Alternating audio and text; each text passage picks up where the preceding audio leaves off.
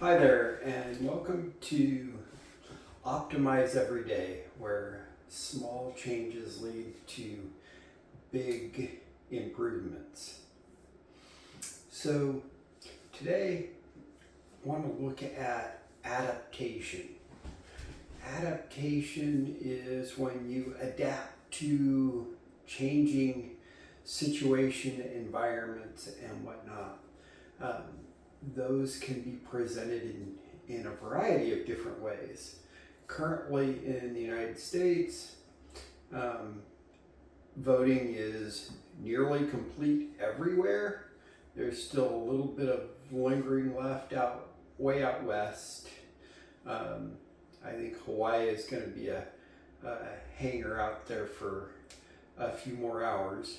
But most everybody else will be done in the next couple of hours, or the next hour or two anyway.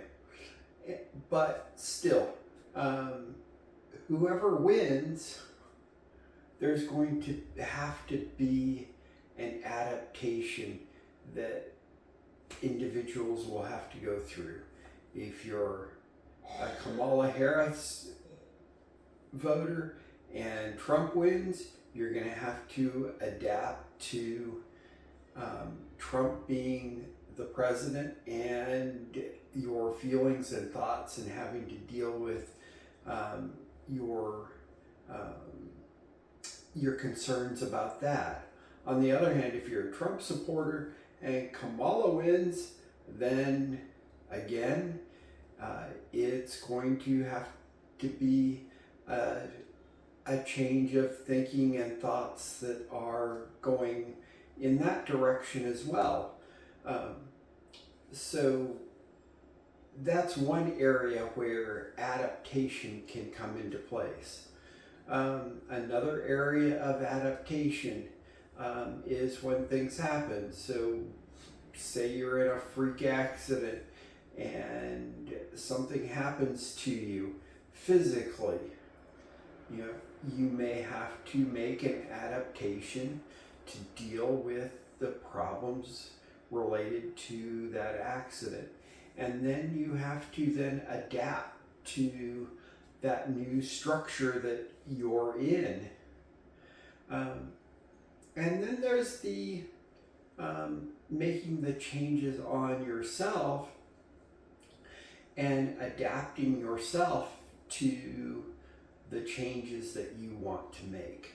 So you need to be able to understand yourself and where you want to be, and then what you are doing now that you shouldn't be doing, so that you can make the changes required to make a change in yourself. So that would be changing your behavior. That could be something around food. You know, if you're overweight and you're wanting to lose weight, you know, sitting there looking at how much food you eat and saying, hey, you know, I cannot be eating 4,500 calories a day.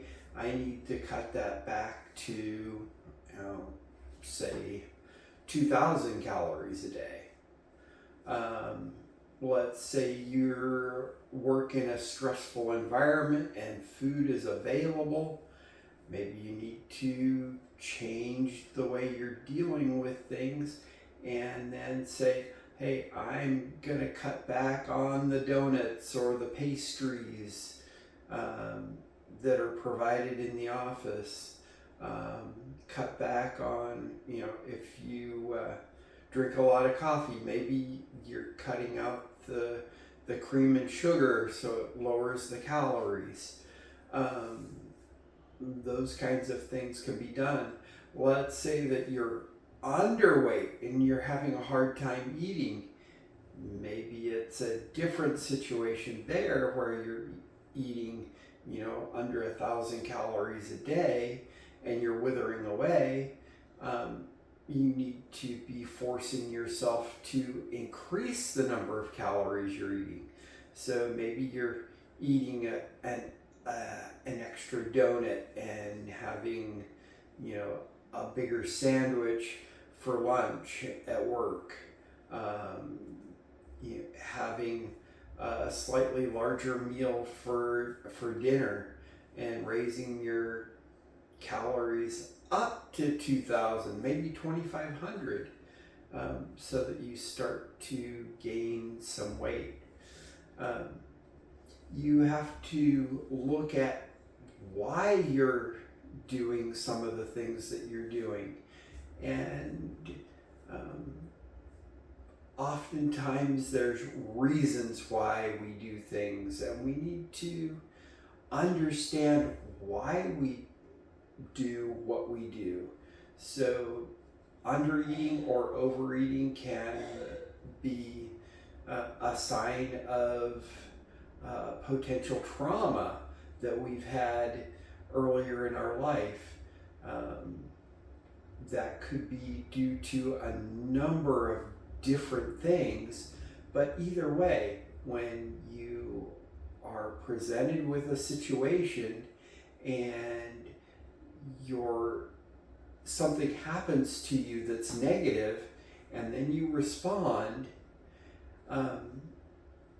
you may respond to comfort eating, and then you just massively gain weight, or you respond to the situation and then you just stop eating. Or maybe you don't stop eating at all, suddenly you just start exercising, and you're exercising for 10 hours a day, and you're utilizing all your calories and then some, and you're just not able to maintain weight, so you need to increase calories.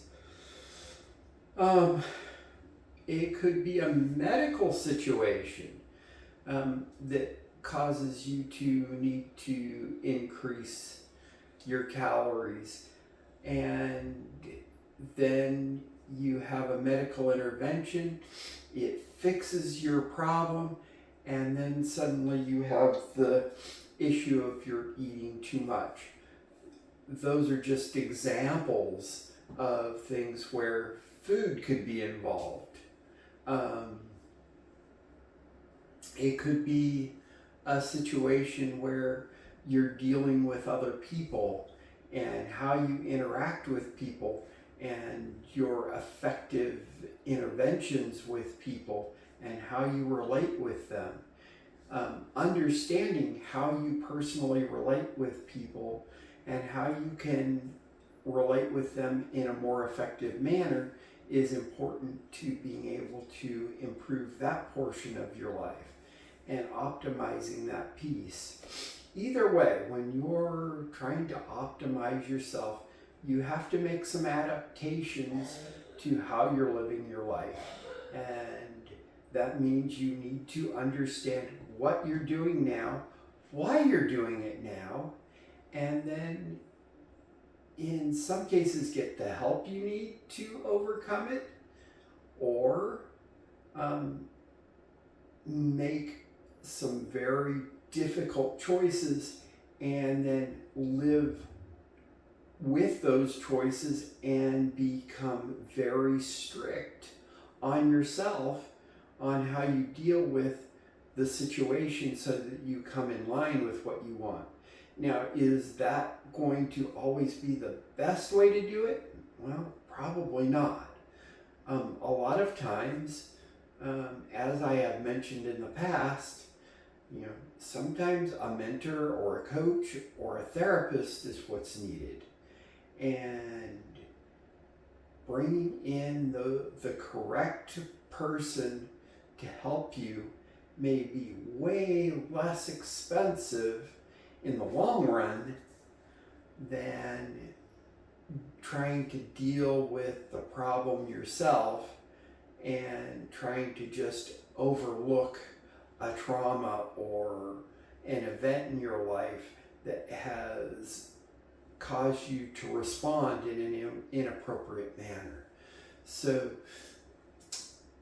it's appropriate and necessary to look at how you're living your life and what you're doing so that you can then effectively deal with the changes that come so that you can appropriately adapt to the situations that come at you and then respond appropriately to those instead of just reacting to those stimulus that come our way. Responding and acting is much better than just reacting.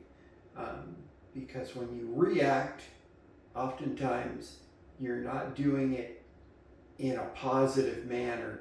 Reactions are often a negative response to something that happens. But when you positively act in response to some event, then you are in control. When you react, you lose control of what you're doing. You're just doing it out of self-preservation or whatever. And granted, self-preservation is a good motive, but is in our lives oftentimes self-preservation as we see it in our head is not necessarily really self-preservation. In a lot of times it's more like self-harm. It's not like we have a bear or a mountain lion trying to attack us and we're trying to react to that situation and prevent from dying. We're reacting to an event or a stimulus that we think is causing us harm when it may not be causing us harm at all. It's just something that we need to have an action for, not a reaction for.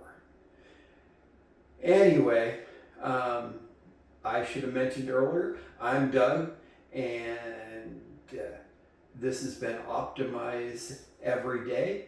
Like, subscribe, and we'll see you tomorrow.